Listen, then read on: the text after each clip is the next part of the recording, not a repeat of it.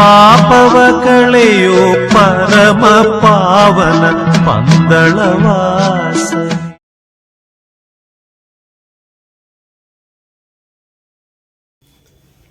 ಸ್ವಾಮಿಯೇ ಶರಣಮಯ್ಯಪ್ಪ, ಇರುಮುಡಿ ಪ್ರಿಯನೇ ಶರಣಮಯ್ಯಪ್ಪ.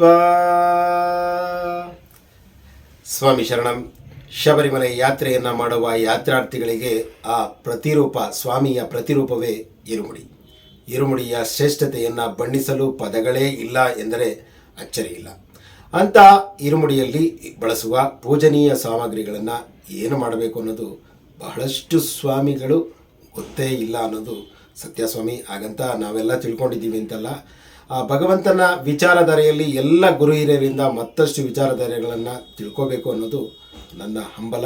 ಆ ಒಂದು ಹಂಬಲದಲ್ಲಿ ಬಹುಪಾಲು ಸ್ವಾಮಿಗಳು ಕಳೆದ ಕೆಲವೊಂದು ಕಾಮೆಂಟ್ಗಳಲ್ಲಿ ತಿಳಿಸಿದಂತೆ, ಸ್ವಾಮಿ ಇರುಮುಡಿಯಲ್ಲಿರುವಂತಹ ವಸ್ತುಗಳನ್ನು ಏನು ಮಾಡಬೇಕು ನಮಗೆ ಗೊತ್ತಿಲ್ಲ, ತಿಳಿಸ್ಕೊಡಿ ಅಂತಾರೆ. ಆದರೆ ನಿಮ್ಮ ಗುರುಸ್ವಾಮಿಗಳು ಖಂಡಿತವಾಗಿ ಕರೆಕ್ಟಾಗಿ ಮಾಡ್ತಾರೆ, ಅವ್ರನ್ನ ಕೇಳಿ. ಆದಾಗ್ಯೂ ಅಷ್ಟು ಕಾಮೆಂಟ್ಗಳಿಗೆ ಒಂದು ಸ್ಪಂದನೆ ನೀಡಬೇಕಾದ್ದು ನನ್ನ ಕರ್ತವ್ಯ. ಅದಕ್ಕಾಗಿ ಆ ಪವಿತ್ರವಾದ ಇರುಮುಡಿಯಲ್ಲಿ ಏನೇನಿರುತ್ತೆ ಮತ್ತು ಏನೇನು ಮಾಡಬೇಕು ಅನ್ನೋದು ಒಂದು ಪ್ರಾಕ್ಟಿಕಲ್ ಆಗಿ ತಿಳಿಸುವಂತಹ ಒಂದು ಪ್ರಯತ್ನವನ್ನು ಮಾಡ್ತಾ ಇದ್ದೀವಿ. ಏನಾದರೂ ಲೋಪದೋಷ ಇದ್ದರೆ ತಿದ್ದಿ ತಿಡಿ. ಸ್ವಾಮಿ ಶರಣಂ. ನನಗಿಂತ ಕಿರಿಯಮನು ಯಾರೂ ಇಲ್ಲ. TS ಕಣ್ಣನ್, ರಾಮನಗರ. ಸ್ವಾಮಿ ಶರಣಂ. ಸ್ವಾಮಿ ಶರಣಂ. ಇರುಮುಡಿ ಎಂದರೆ 2 ಗಂಟಿನ ಆ ಪವಿತ್ರವಾದ ಆ ಭಗವಂತನಿಗೆ ಸಲ್ಲಿಸುವಂತಹ ಮಹೋನ್ನತವಾದ ದೈವಿಕವಾದಂತಹ ಮಹಾ ವಸ್ತು ಆ ಸ್ವಾಮಿ ಅಯ್ಯಪ್ಪನ ಇರುಮುಡಿ. ವಸ್ತು ಅನ್ನೋಕ್ಕಿಂತ ದೇವರು ಅಂದರೆ ತಪ್ಪಾಗಲಾರದು. ಅಂಥ ಇರುಮುಡಿಯಲ್ಲಿ ನಾವು ಫಾಸ್ಟ್ ಫುಡ್ ಹೇಗೆ ತಯಾರು ಮಾಡ್ತೀವೋ ಆ ರೀತಿ ಫಾಸ್ಟ್ ಫುಡ್ಡಾಗಿ ಈ ಒಂದು ಇರುಮುಡಿ ಪ್ಯಾಕನ್ನು ಎಲ್ಲ ಮಳಿಗೆಗಳಲ್ಲಿ ಇದನ್ನು ಸಿದ್ಧಪಡಿಸಿರ್ತಾರೆ. ಈ ಸಿದ್ಧಪಡಿಸಿರೋದರ ಜೊತೆಗೆ ಆ ಸ್ವಾಮಿ ಅಯ್ಯಪ್ಪನ ಭಾವಚಿತ್ರ ಅಂದರೆ ಫೋಟೋವನ್ನು ಕೂಡ ಹಾಕಿರ್ತಾರೆ. ಈ ಫೋಟೋದ ಗತಿ ಶಬರಿಮಲೆಯಲ್ಲಿ ಏನಾಗುತ್ತೆ, ಈ ಒಂದು ಫೋಟೋವನ್ನು ತೆಗೆದುಕೊಂಡುವಂಥ ಸ್ವಾಮಿಗಳು ಏನು ಮಾಡ್ತಾರೆ ಅನ್ನೋದನ್ನು ಖಂಡಿತವಾಗಿ ನಾನು ಹೇಳ್ತೀನಿ.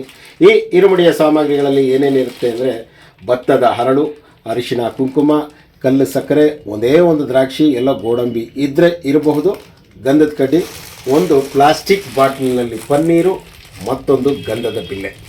ಇಷ್ಟೂ ಕೂಡ ಈ ರೆಡಿಮೇಡ್ ಪ್ಯಾಕಲ್ಲಿ ಬಳಸ್ಬಿಟ್ಟು ಸ್ವಾಮಿ ಅಯ್ಯಪ್ಪನ ಇರುಮುಡಿಯನ್ನು ಕಟ್ಟಬೇಕಾದ್ರೆ ಆ ಪವಿತ್ರವಾದ ತುಪ್ಪವನ್ನು ತುಂಬುವಂತಹ ಆ ಒಂದು ಕಲ್ಪವೃಕ್ಷಕ್ಕೆ ಈ ತುಪ್ಪ ತುಂಬಿದ ತೆಂಗಿನಕಾಯಿ ಜೊತೆಗೆ ಇದನ್ನು ಮುಂಭಾಗದ ಕಟ್ಟಿನಲ್ಲಿ ಹಾಕಿ ಹಿಂಭಾಗದಲ್ಲಿ ಅಕ್ಕಿ ಮತ್ತು ಕೆಲವು ವಸ್ತುಗಳನ್ನು ಹಾಕಿ ಆ ಒಂದು ಇರುಮುಡಿಯನ್ನು ಕಟ್ಟಿ ಭಗವಂತನ ಯಾತ್ರೆಗೆ ತೆರಳಬಿಡ್ತೀವಿ.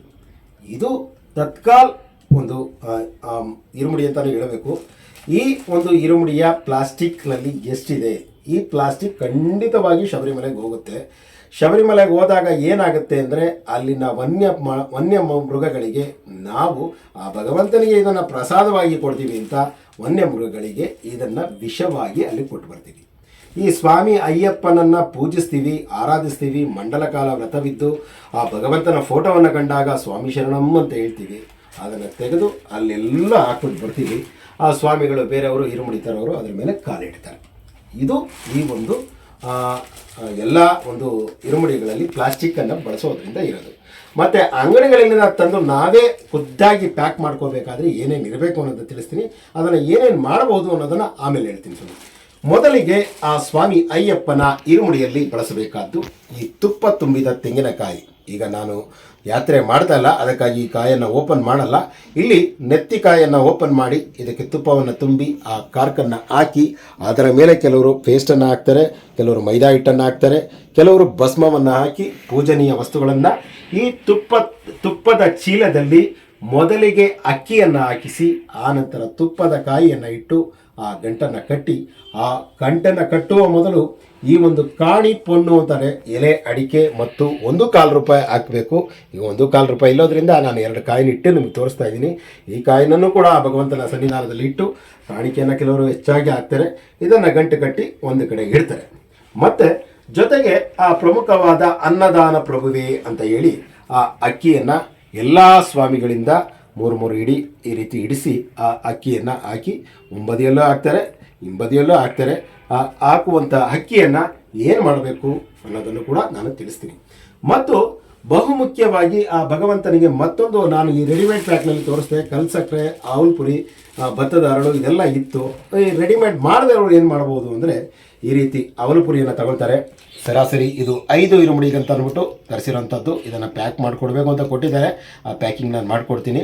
ಈ ಅವಲು ಪುರಿ ಜೊತೆಗೆ ಕಲ್ಲು ಸಕ್ಕರೆ, ಖರ್ಜೂರದ ಬೀಜವನ್ನು ತೆಗೆದು ಅದನ್ನು ಚಿಕ್ಕ ಚಿಕ್ಕದಾಗಿ ಕಟ್ ಮಾಡಿ, ಒಣ ಕೊಬ್ಬರಿ ನೋಡಿ, ಇಲ್ಲಿ ಒಣ ಕೊಬ್ಬರಿ ತೋರಿಸ್ತಾ ಇದ್ದೀನಿ, ಒಣ ಕೊಬ್ಬರಿಯನ್ನು ಕಟ್ ಮಾಡಿದ್ದಾರೆ, ಗೋಡಂಬಿ ಮತ್ತು ದ್ರಾಕ್ಷಿ. ಕೆಲವರು ಬಾದಾಮಿ ಹಾಕ್ತಾರೆ, ಕೆಲವರು ಸ್ಕಿಪ್ ಮಾಡ್ತಾರೆ. ಇದನ್ನೆಲ್ಲ ಏನು ಮಾಡಬಹುದು ಅಂದರೆ ನೋಡಿ, ಅಂಗಡಿಗಳಲ್ಲಿ ಬಂದರೆ ಈ ಒಂದು ಪ್ಲಾಸ್ಟಿಕ್ ರೂಪದಲ್ಲೇ ನಿಮಗೂ ಬರುತ್ತೆ. ಆ ಪ್ಲಾಸ್ಟಿಕ್ಕನ್ನು ನೀವು ಬದಲಾಯಿಸಬೇಕಾದ್ದು ಪ್ರತಿಯೊಬ್ಬ ಗುರುಸ್ವಾಮಿಗಳ ಆದ್ಯ ಕರ್ತವ್ಯ ಮತ್ತು ಯಾತ್ರೆಗೆ ಹೋಗುವ ಯಾವುದೇ ಸ್ವಾಮಿಗಳ ಆ ಒಂದು ವ್ರತದ ನಿಯಮ. ಎಲ್ಲವೂ ಪ್ಲಾಸ್ಟಿಕ್ ಮಯ ಸ್ವಾಮಿ. ಈ ಬೆಲ್ಲವನ್ನು ಕೂಡ ಹಾಕಬೇಕು. ಈ ಬೆಲ್ಲವನ್ನು ನಾವು ಒಂದು ಬಟ್ಟೆಯ ಚೀಲಕ್ಕೆ ಹಾಕಬೇಕು. ಆದರೆ ಈಗ ಈ ಅವಲಪುರಿ ಎಲ್ಲ ಏನು ಮಾಡ್ಬೋದು ಅಂದರೆ, ಈ ಅವಲಪುರಿ, ಕಲ್ಸಕ್ಕರೆ, ಬಾದಾಮಿ ಎಲ್ಲವನ್ನು ಮಿಶ್ರಣ ಮಾಡಬೇಕು. ನಾನು 5 ಇರುಮುಡಿಗೆ ಪ್ಯಾಕ್ ಮಾಡಬೇಕಾಗಿರೋದ್ರಿಂದ ಇದರಲ್ಲಿ ಪ್ಯಾಕ್ ಮಾಡಲಿಕ್ಕೆ ಮಿಶ್ರಣ ಮಾಡಿಬಿಡ್ತಾ ಇದ್ದೀನಿ. ನಿಮಗೆ ಇಲ್ಲಿ ತೋರಿಸ್ಬಿಡ್ತಾ ಇದ್ದೀನಿ. ಎಲ್ಲವನ್ನು ಆ ಮಿಶ್ರಣ ಮಾಡಲಿಕ್ಕೆ ಇದೇ ಪ್ಲಾಸ್ಟಿಕ್ ಚೀಲದಲ್ಲೇ ಹಾಕ್ಕೊಳ್ತಾ ಇದ್ದೀನಿ. ಅದನ್ನು ಬದಲಾಯಿಸ್ತೀನಿ. ಬದಲಾಯಿಸೋದು ಕೂಡ ಹೇಗೆ ಅಂತ ನಾನು ತೋರಿಸ್ತೀನಿ. ಕೊಬ್ಬರಿ, ಕಲ್ಸಕ್ಕರೆ ಮತ್ತು ಗೋಡಂಬಿ, ದ್ರಾಕ್ಷಿ ಮತ್ತು ಖರ್ಜೂರ ಇಷ್ಟನ್ನು ಕೂಡ ಹಾಕಿ ಅದನ್ನು ಕಲಿಸ್ತೀನಿ. ಈಗ ನಿಮಗೆ ಒಂದು ಪ್ರಾಕ್ಟಿಕಲ್ ಆಗಿ ತೋರಿಸ್ಬೇಕು ಅನ್ನೋದಕ್ಕೋಸ್ಕರ ಒಂದು ಇರುಮುಡಿಗೆ ಎಷ್ಟು ಬೇಕೋ ಅಷ್ಟನ್ನು ನಾನು ಇಲ್ಲಿ ಒಂದು ಪ್ಯಾಕ್ ಮಾಡಿ ಕಲಸಿ ಇಟ್ಕೊಂಡಿದ್ದೀನಿ. ಅದನ್ನು ಏನು ಮಾಡ್ತೀನಿ ನೋಡ್ತಾ ಇರಿ. ಈಗ ಸ್ವಾಮಿ, ಇದನ್ನು ತೆಗೆದುಕೊಂಡು ಈ ಒಂದು 10 ರೂಪಾಯಿ ಕೆಲವು ಮಾರ್ತಾರೆ, 5 ರೂಪಾಯಿ ಮಾರ್ತಾರೆ. ಅದು ಎಷ್ಟು ಮಾರ್ತಾರೋ ಅನ್ನೋದಿಲ್ಲ, ನನಗೆ ಬೇಕಾಗಿಲ್ಲ. ಈ ಒಂದು ಚೀಲವನ್ನು ತಾವೇ ಹೊಲಿಸ್ಕೊಂಡು ಇಟ್ಕೋಬೋದು. ಇದು ತುಪ್ಪದ ಚೀಲಕ್ಕಾಗಿ ಬಹಳ ತೆಳುವಾಗಿ ಇರುತ್ತೆ. ಇದಕ್ಕೆ ನೀವು ಈ ಒಂದು ಅವಲು ಪುರಿ, ಕಲ್ಸಕ್ಕರೆ ಎಲ್ಲ ನೋಡಿ ಮಿಶ್ರಣವಾಗಿದೆ.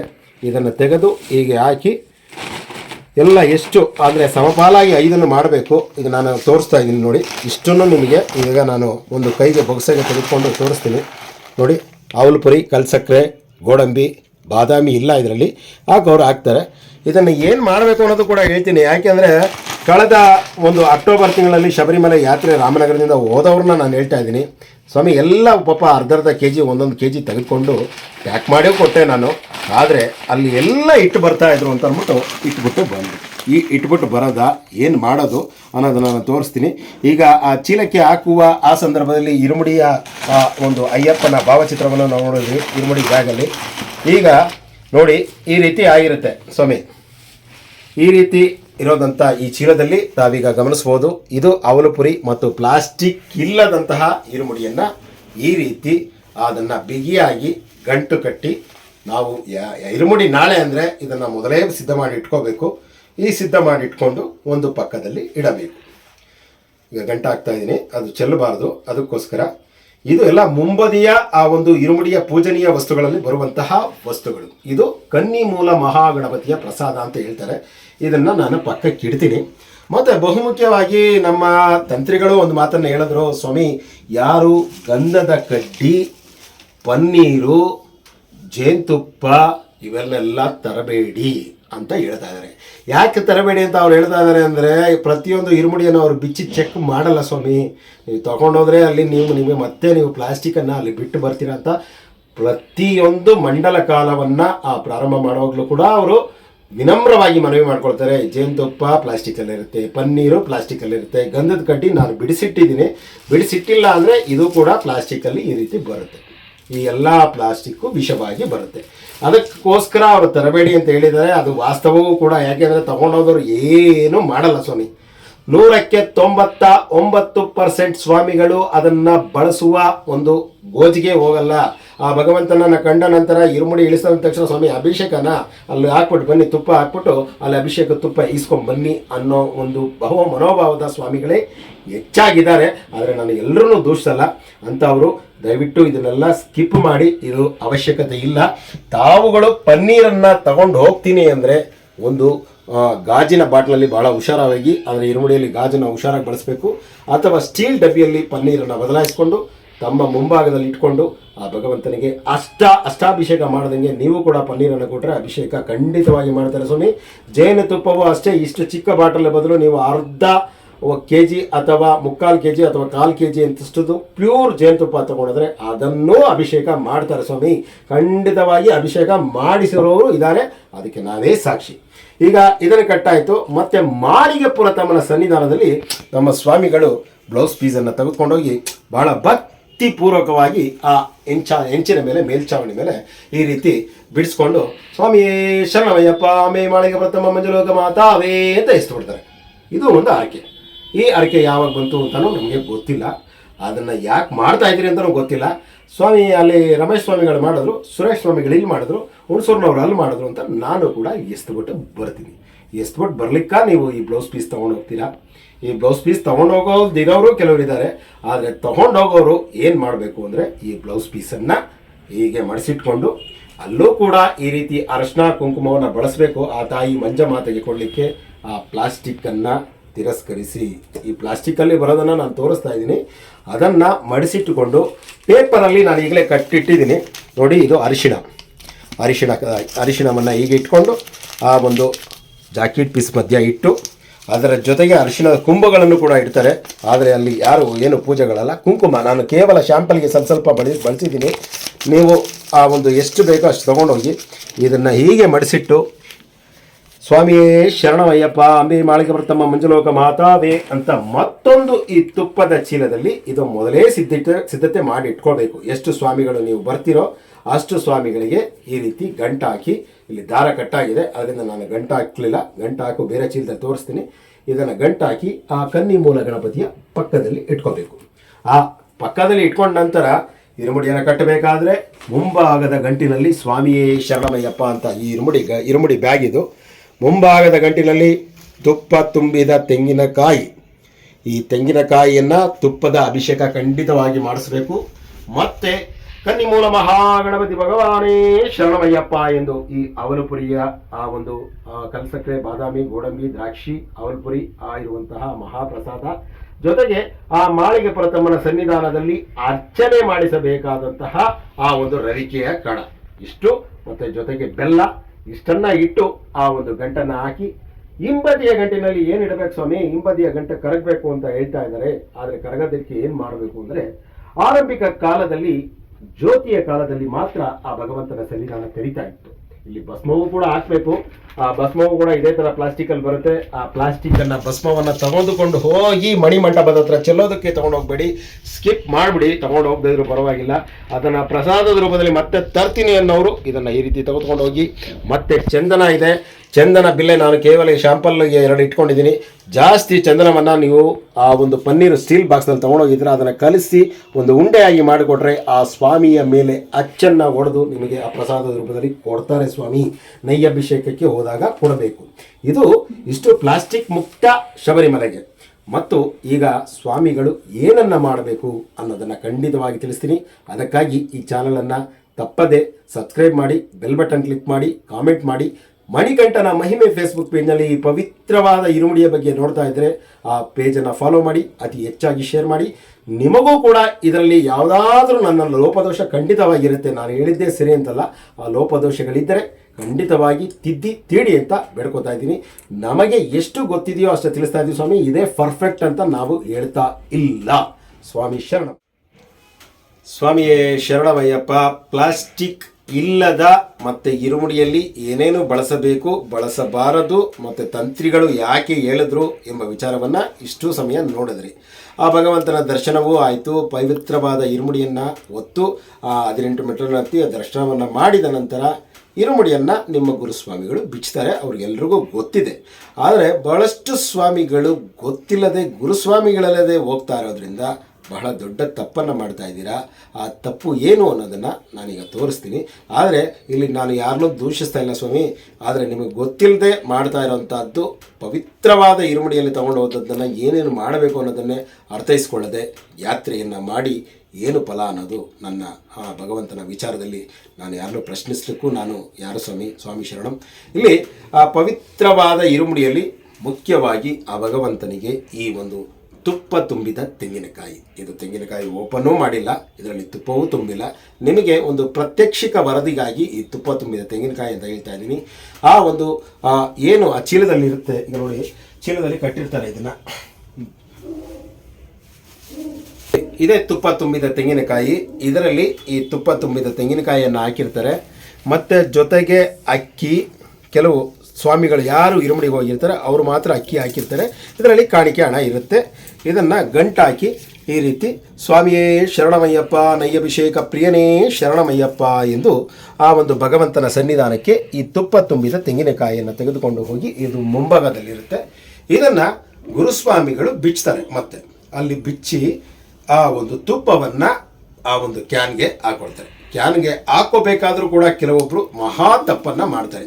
ಒಂದು 10 ಜನ ಸ್ವಾಮಿಗಳು ಹೋಗಿ 12 ಕಾಯಿಗಳು, ಒಂದು 10 ಕಾಯಿನೇ ಇದೆ ಅಂತ ಇಟ್ಕೊಳ್ಳಿ, ಒಬ್ಬರು ಒಂದೇ ಕಾಯಿಯನ್ನು ಹಾಕಬೇಕು, 12 ಕಾಯಿ ಬೇಡ ನಮಗೆ. ಆ 10 ಕಾಯಲ್ಲಿ ಸ್ವಾಮಿ ಅಲ್ಲಿ ಹೋದರೆ ತುಪ್ಪ ಬರದೆ ಸ್ವಲ್ಪ, ಆ ಸ್ವಾಮಿಗಳು ಕೊಡೋದೇ ಸ್ವಲ್ಪ, ಅದಕ್ಕಾಗಿ 3 ಕಾಯಿ ಕಳ್ಸೋಣ ಸ್ವಾಮಿ, ಇನ್ನು ಮಿಕ್ಕಿದ್ದೆಲ್ಲ ನಾವು ಹಂಚ್ಕೊಳ್ಳೋಣ ಅಂತಾರೆ. ಹೌದು, ಇಲ್ಲಿ number A, number B, number C ಅಂದರೆ ABC ಅವ್ರದ್ದು ಹೋಗಿರುತ್ತೆ. ಇನ್ನು 7 ಜನ ಅವರು ಬೇಡ್ಕೊಂಡಿದ್ದು ಆ ಭಗವಂತನ ಸನ್ನಿಧಾನದೊಳಗೆ ಹೋಗಬಾರ್ದ ಸ್ವಾಮಿ, ಯಾಕೆ ಈಗ ಮಾಡ್ತೀರಾ, ನಮಗೆ ಏನು ಅದರಿಂದ, ತೆಗೆದುಕೊಂಡು ಹೋಗಿರೋದೆಲ್ಲ ಭಗವಂತನ ಮೇಲೆ ಅಭಿಷೇಕ ಆಗಲಿ ಬಿಡಿ ಸ್ವಾಮಿ, ಆ ರೀತಿ ಮಾಡಿ ಎಲ್ಲ ಕಾಯನ್ನು ಒಡೆದು ಕಳಿಸಿ ಅವರು ಒಂದಿಷ್ಟು ಸಾಸಿವೆ ಕಾಳಿನಷ್ಟು ಕೊಡಲಿ, ಅದೇ ಮಹಾಪ್ರಸಾದ. ಆ ಕಾಯನ್ನು ಈ ರೀತಿ ಆ ಒಂದು ಏನು ಸಲಕರಣೆಗಳಿರುತ್ತೆ ಅಥವಾ ಕಲ್ಲುಗಳಲ್ಲಿ ಈ ಭಾಗವಾಗಿ ಒಡೆದು ಆ ತುಪ್ಪವನ್ನು ಕಂಪ್ಲೀಟಾಗಿ ಒಂದು ಕ್ಯಾನ್ಗೆ ಬದಲಾಯಿಸ್ಕೊಳ್ತಾರೆ. ಸ್ಟೀಲ್ ಕ್ಯಾನನ್ನು ದಯವಿಟ್ಟು ತೆಗೆದುಕೊಂಡು ಹೋಗಿ ಆ ಕ್ಯಾನ್ಗೆ ಬದಲಾಯಿಸಿದ ನಂತರ ಈ ಒಂದು ತೆಂಗಿನ ಆ ಒಂದು ಏನು ಭಾಗ ಇರುತ್ತೆ, ಆ ತೆಂಗಿನಕಾಯಿ ಒಡೆದಾಗ ಹೋಳಾಗುತ್ತೆ 2, ಆ ಹೋಳನ್ನು ಏನು ಮಾಡಬೇಕು, ತುಪ್ಪವನ್ನು ಕಾಯಿಗೆ ಎಲ್ಲ ಬದಲಾಯಿಸ್ಕೋಬೇಕು. ಆ ಎಲ್ಲ ಒಂದು ಹೋಳನ್ನು ಒಂದು ಕಡೆ ಮಡಗಿ ಒಬ್ಬ ಸ್ವಾಮಿಗಳು ಅದನ್ನು ಒಂದು ಚೀಲದಲ್ಲಿ ಅಂದರೆ ಒಂದು ಟವಲಲ್ಲಿ ತೆಗೆದುಕೊಂಡು ಹೋಗಿ ಆ ಒಂದು ಸಮೀಪದ 18 ಮೆಟ್ಟಲಿನ ಆ ಎಡಭಾಗದಲ್ಲಿ ಏನಿರುತ್ತೆ ಅಗ್ನಿಹೊಂಡ ಉರಿತಾನೆ ಇರ್ತದೆ. ನಿನ್ನೆಯ ದಿನ ಹಚ್ಚಿದ್ದು ಡಿಸೆಂಬರ್ 26ರ ಮಂಡಲ ಪೂಜೆಯವರೆಗೂ ಕೂಡ ಅದು ಉರಿತಾನೆ ಇರುತ್ತೆ. ಆ ನಂತರವೂ ಕೂಡ ಕೆಲವು ದಿನ ಉರಿತಾ ಇರುತ್ತೆ, ಆದರೆ 3 ದಿನ ಬಾಗಿಲಾಕಿರ್ತಾರೆ. ಅಲ್ಲಿಗೆ ಆಗದಾಗ ಇದು ನಮ್ಮ ದೇಹದ ಸಂಕೇತ, ಆ ತುಪ್ಪ ನಮ್ಮ ಆತ್ಮದ ಸಂಕೇತ. ಆತ್ಮವು ಪರಮಾತ್ಮನಲ್ಲಿ ಲೀನವಾಗಿ ಈ ದೇಹ ನಶ್ವರವಾದದ್ದು ಬೆಂಕಿಗೆ ಅಥವಾ ಮಣ್ಣಲ್ಲಿ ಮಣ್ಣಾಗೂ ಹೋಗುತ್ತೆ ಎಂಬುದು ಈ ಒಂದು ತುಪ್ಪದ ತೆಂಗಿನಕಾಯಿಯ ಸಾರಾಂಶ. ಈ ಅಭಿಷೇಕದ ವಿಚಾರ. ಅಭಿಷೇಕ ಖಂಡಿತವಾಗಿ ಮಾಡಿಸ್ಬೇಕು. ಈ ಅಕ್ಕಿಗಳನ್ನು ಏನು ಮಾಡಬೇಕು ಆ ಸ್ವಾಮಿಗಳು, ಅದಕ್ಕಾಗಿ ಒಂದು ದೊಡ್ಡದಾದ ಒಂದು ಚೀಲದಲ್ಲಿ ತಾವುಗಳು ಎಲ್ಲ ಸ್ವಾಮಿಗಳ ಅಕ್ಕಿಯನ್ನು ಬಗ್ಗಿಸಿಕೊಂಡು ಆ ಚೀಲದಲ್ಲಿ ಕೆಲವೊಂದು ಇಷ್ಟು ತಾವು ಪೊಂಗಲ್ಗೆ ಆಗುವಂತೆ 3 ಇಡಿಗಳಷ್ಟು ಹಾಕಿಕೊಡಿ. ಜಾಸ್ತಿ ಇದ್ದಾಗ ಅದನ್ನು ನಿಮ್ಮ ಮನೆಗೆ ವಾಪಸ್ ತೊಗೊಂಡ್ಬನ್ನಿ. ಅದನ್ನೆಲ್ಲ ನೀವು ಅಕ್ಕಿಯೆಲ್ಲ ಇಲ್ಲಿ ಈ ರೀತಿ ಹಾಕ್ಕೊಂಡು, ನಾನೀಗ ಪಾತ್ರೆಯಲ್ಲಿದೆ ಅದನ್ನು ತೋರಿಸ್ತಾ ಇದ್ದೀನಿ, ಪ್ರತಿಯೊಂದು ಇರುಮಡಿಲಿದೆ ಅಂತ, ಇದನ್ನು ತೆಗೆದುಕೊಂಡು ಹೋಗಿ ಅನ್ನದಾನಕ್ಕಾಗಿ ಆ ಒಂದು ವಿಶೇಷವಾಗಿ ಆ ಒಂದು ಉಂಡಿಯ ರೂಪದಲ್ಲಿ ಅಲ್ಲಲ್ಲಿ ಆ ಒಂದು 18 ಪಡಿಯ ಈ ಭಾಗದಲ್ಲಿ ಇರುತ್ತೆ. ಮತ್ತು ನೀವು ಎಲ್ಲಿ ಅನ್ನದಾನವನ್ನು ಮಾಡ್ತಾರೆ ಆ ಅನ್ನದಾನ ತಲುಪಿದ್ರೆ ಚೆಲ್ಲಬೇಕು, ಅಲ್ಲಿ ಕೊಡಬೇಕು, ಕ್ಷಮಿಸಿ ಚೆಲ್ಲಬೇಕು ಅಂತಲ್ಲ, ಆದರೆ ಯಾಕೆ ಚೆಲ್ಲಬೇಕು ಅಂತ ಬಾಯಲ್ಲಿ ಬಂದ್ಬಿಡ್ತು ಅಂದರೆ ನಮ್ಮ ಸ್ವಾಮಿಗಳೆಲ್ಲ ಅಲ್ಲಿ ಚೆಲ್ಬಿಟ್ಟು ಆರಾಮಾಗಿ ಕಾಲ ಮೇಲೆ ಕಾಲು ಹಾಕ್ಕೊಂಡು ಅಲ್ಲಿ ಇರುಮಡಿ ಬಿಚ್ತಾ ಇರ್ತಾರೆ, ಇವರು ಕಾಲ ಮೇಲೆ ಕಾಲು ಹಾಕ್ಕೊಂಡು ರೆಸ್ಟ್ ತೊಗೊಳ್ತಾ ಇರ್ತಾರೆ. ಈ ಪದ್ಧತಿ ಮಾಡಬೇಡಿ. ನಿಮಗೆ ಎಷ್ಟೇ ಶ್ರಮ ಆದರೂ ಕೂಡ ಭಗವಂತನ ನೋಡಿದ ಮೇಲೆ ಇರುಮುಡಿ ಬಿಚ್ಚಬೇಕಾದ್ರೆ ಈ ಕರ್ತವ್ಯ ಮಾಡಿದ್ರೆ ಯಾವ ಪುರುಷಾರ್ಥಕ್ಕಾಗಿ ಶಬರಿಮಲೆ ಯಾತ್ರೆಯನ್ನು ಮಾಡ್ತೀರಾ ಎಂಬುದನ್ನು ಅರ್ಥ ಮಾಡ್ಕೊಳ್ಳಿ. ಈಗ ಅಕ್ಕಿ ಏನು ಮಾಡಬೇಕು, ತುಪ್ಪ ಏನು ಮಾಡಬೇಕು ಅಂತ ತುಪ್ಪ ಎಲ್ಲರಿಗೂ ಗೊತ್ತಿರುತ್ತೆ. ಈಗ ಬಹುಮುಖ್ಯವಾಗಿ ಈ ಒಂದು ಏನು ಸ್ವಾಮಿ ನೀವು ಕಲ್ಸಕ್ಕರೆ, ಬಾದಾಮಿ, ಗೋಡಂಬಿ ಎಲ್ಲ ಬಾಯಲ್ಲಿ ನೀರೂರಿಸುವ ಆ ಒಂದು ಮಹಾಪ್ರಸಾದ ಅಂತ ಹೇಳಿದ್ರಿ, ಇದನ್ನೂ ಕೂಡ ಬಿಚ್ಚಬೇಕು ಸ್ವಾಮಿ. ಇದನ್ನು ನೀವು ಎಲ್ಲ ಸ್ವಾಮಿಗಳದ್ದು ಬಿಚ್ಚಲಿಕ್ಕೆ ಅಸಾಧ್ಯ, ಆದರೆ ಎಲ್ಲರದ್ದು ಬಿಚ್ಚಿ ಒಂದು ಕಡೆ ಇಟ್ಕೊಳ್ಳಿ. ಆದರೆ ಒಂದನ್ನು ಬಿಚ್ಚಿ ಏನು ಮಾಡಬೇಕು ಅಂದರೆ, ಇದನ್ನು ನಾನು ಹೇಳ್ತೀನಿ ಯಾಕೆ ಅಂದರೆ, ಎಲ್ಲ ಬಿಚ್ಚಿಬಿಟ್ಟು ಕಲಿಸ್ಬಿಡಿ, ಇಲ್ಲ ಅಂದರೆ ಕಲಿಸ್ಬಿಟ್ಟು ಸ್ವಲ್ಪವನ್ನು ಒಂದು ತಟ್ಟೆಯನ್ನು ತೊಗೊಂಡೋಗ್ಬೇಕು. ಈ ಥರ ಸ್ಟೀಲ್ ತಟ್ಟೆ ತೆಗೆದುಕೊಂಡು ಹೋಗಿ ಆ ಒಂದು ಈ ತಟ್ಟೆಯಲ್ಲಿ ಈ ಮಹಾಪ್ರಸಾದವನ್ನು ಈಗ ಇಟ್ಟು ನೀವು ತುಪ್ಪ ತುಂಬಿದ ಇದೇ, ಈಗ ತುಪ್ಪದ ಕ್ಯಾನ್ ಅಂತ ಇಟ್ಕೊಳ್ಳಿ, ಈಗ ತುಪ್ಪದ ಕ್ಯಾನ್ ಇದೆ ಅಂತ ಇಟ್ಕೊಳ್ಳಿ, ಚಿಕ್ಕದಾಗಿ 2 ಕ್ಯಾನು, ಈ ಕ್ಯಾನು ತುಪ್ಪದ ಕ್ಯಾನು ಮತ್ತು ಇದು ಎರಡನ್ನೂ ತೆಗೆದುಕೊಂಡು ಹೋಗಿ, ಅಥವಾ ನೀವು ಸ್ಟೀಲ್ ಬಾಕ್ಸ್ನಲ್ಲಿ ಏನಾದರೂ ಜೇನುತುಪ್ಪ ತೆಗೆದುಕೊಂಡು ಹೋಗಿದರೆ ಅದನ್ನೂ ಇಟ್ಕೊಂಡು ಆ ಅಭಿಷೇಕದ ಸಮಯಕ್ಕೆ ಹೋದರೆ ಆ ಸ್ವಾಮಿಯ ಗರ್ಭಗುಡಿಯ ಒಳಗೆ ಈ ಮಹಾಪ್ರಸಾದ ಹೋಗುತ್ತೆ ಸ್ವಾಮಿ.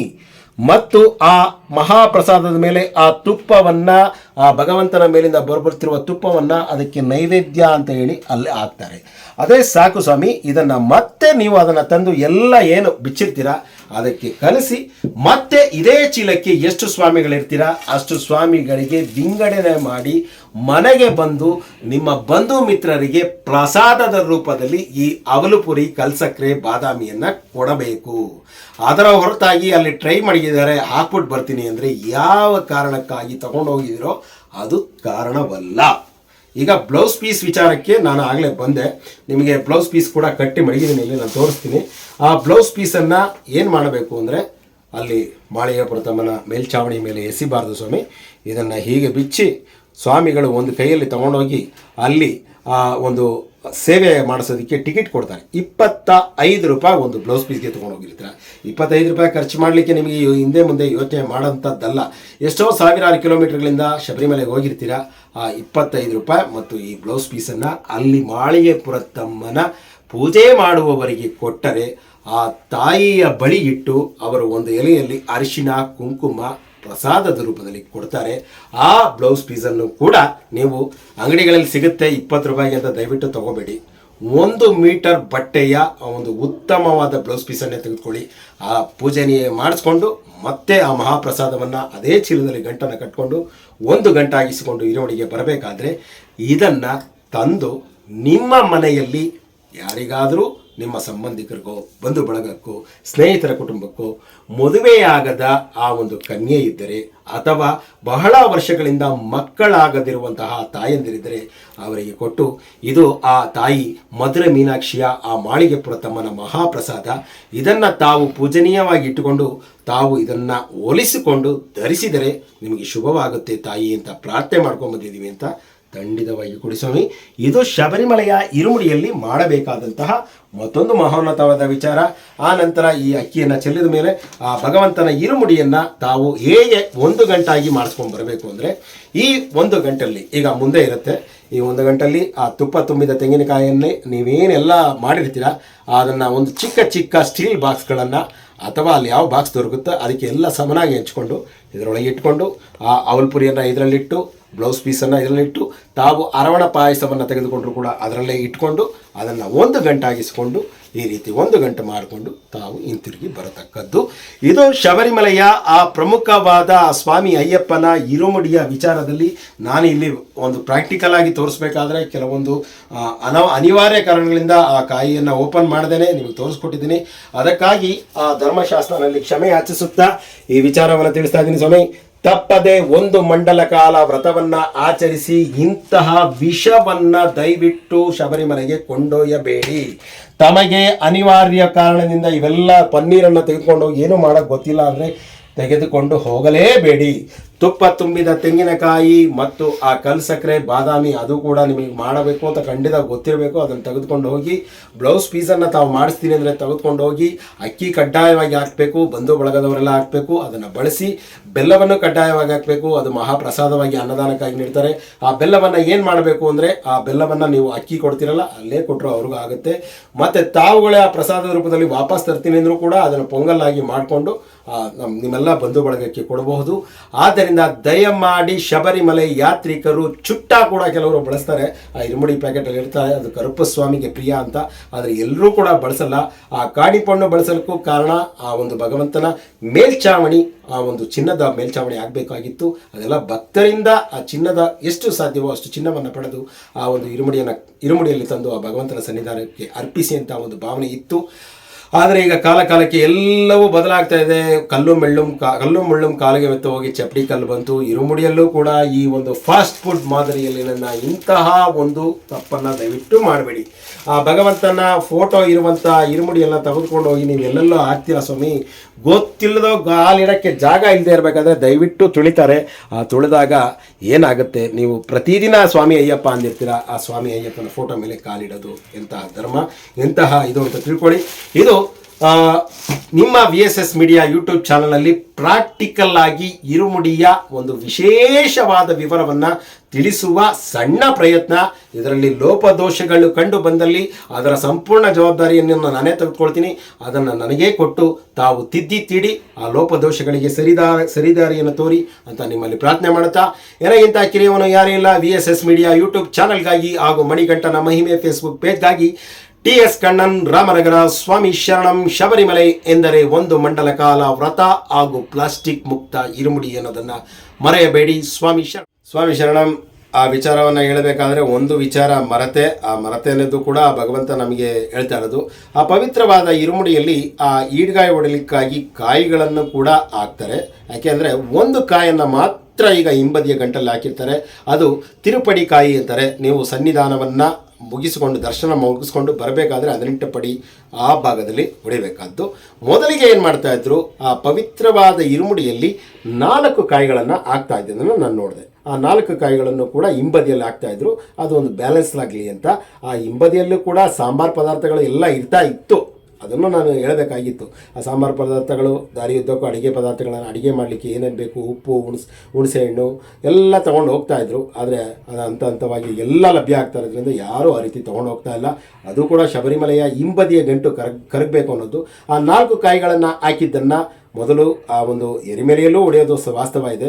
ಎರಿಮೆಲೆಯಲ್ಲೂ ಒಂದು ಹೊಡಿತಾಯಿದ್ರು, ಪಂಪಾ ಗಣಪತಿ ಹತ್ರ ಒಂದು ಹೊಡಿತಾಯಿದ್ರು, ಶಬರಿ ಪೀಠದ ಹತ್ರ ಒಂದು ಹೊಡಿತಾಯಿದ್ರು, ಸತ್ಯವಾದ ಹೊನ್ನು 18 ಮೆಟ್ಲ ಹತ್ರ ಹೊಡಿತಾಯಿದ್ರು. ಆ ಎಲ್ಲ ಕಾಯಿಗಳನ್ನು ಆ ಮಾರ್ಗ ಮಧ್ಯದಲ್ಲಿ ಇರುಮುಡಿಯನ್ನು ಬಿಚ್ಚಿ ತೆಗೆದುಕೊಳ್ತಾಯಿದ್ರು ಹಿಂದುಗಡೆ ಗಂಟನ್ನು. ಅದಕ್ಕಾಗಿ ಮುಂಬದಿಯ ಗಂಟನ್ನು ಒಂದು ಬಿಗಿಯಾಗಿ ಗಂಟು ಹಾಕ್ತಾರೆ. ಆ ಗಂಟನ್ನು ಶಬರಿಮಲೆ ಸನ್ನಿಧಾನದ ಆ ಭಗವಂತನ ದರ್ಶನದವರೆಗೂ ಕೂಡ ಬಿಚ್ಚಬಾರದು. ಅದು ಭಗವಂತನಿಗೆ ಸಮರ್ಪಣೆ. ಹಿಂಬದಿಯ ಗಂಟಿನಲ್ಲಿ ತಮಗೆ ಮಾರ್ಗ ಮಧ್ಯದಲ್ಲಿ ಏನೇನು ಬೇಕು ಅನ್ನೋದನ್ನು ಇಟ್ಕೊಂಡು ಅದನ್ನು ಬಿಚ್ಕೊಳ್ತಾ ಇದ್ರು.